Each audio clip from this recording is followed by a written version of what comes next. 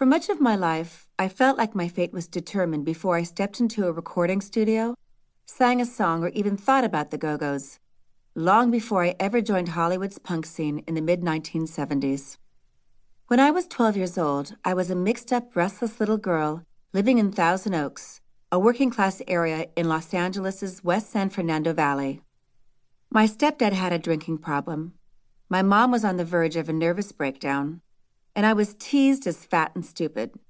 I was neither, but at that age, the facts didn't matter. I hated my life and wanted something better. I came home one day from a friend's house holding a book that seemed like it might help me to change my life. I hid it under my sweatshirt and went straight to my bedroom. I felt a tingle of excitement as I slipped it out and looked at the cover. The Satanic Verses by Anton LaVey.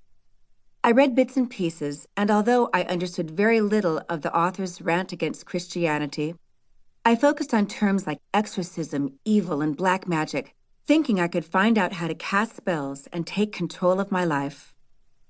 This wasn't the first book I read on the subject, but it got me in the mood to finally try.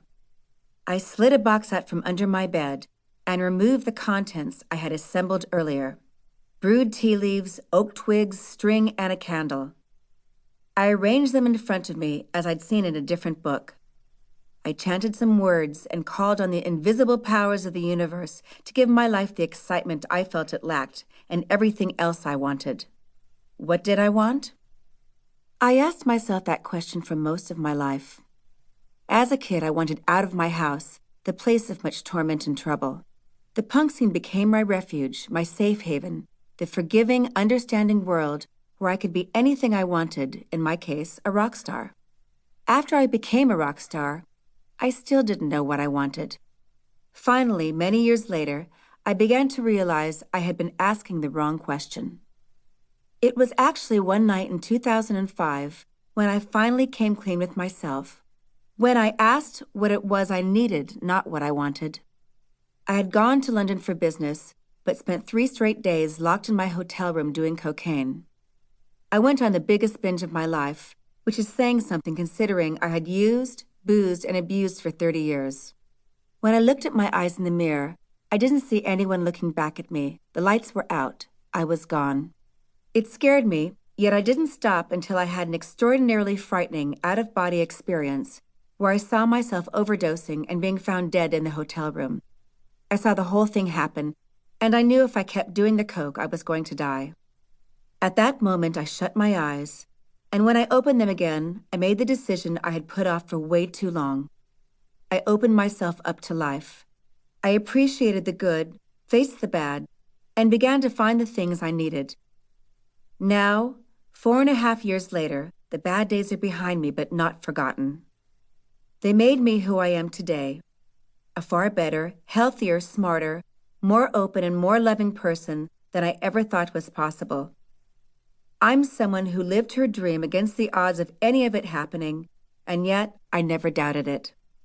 Who knows? Maybe it was the spells I cast back when I was a little girl. Whatever it was, it's been a pretty remarkable ride. I'm writing this book at age 50, a milestone that seems like the right time to look back, hopefully with some perspective, insight, and wisdom at my career, marriage, sobriety, and efforts to connect with a higher power. I don't know that people make entire albums anymore, but when I was growing up and early in my career with the Go-Go's, artists tried to put together a collection of songs that made sense as a whole. You listened cut by cut, hoping every song was great, but generally discovering some songs were better than others, some were great, and some were so bad they should have been left in the studio. At the end, there was some sort of aha moment when you got the work in its entirety. If it was any good, it stayed with you, made you think, and in the best of all worlds, it offered inspiration and hope. I feel that way about my life thus far. It may not be everyone's cup of tea, but most of the cuts have been pretty good, and some even great. They worked for me, a little girl who thought she cast a spell that created the rest of her life, and then turned into a woman who realized the real magic had been there the whole time.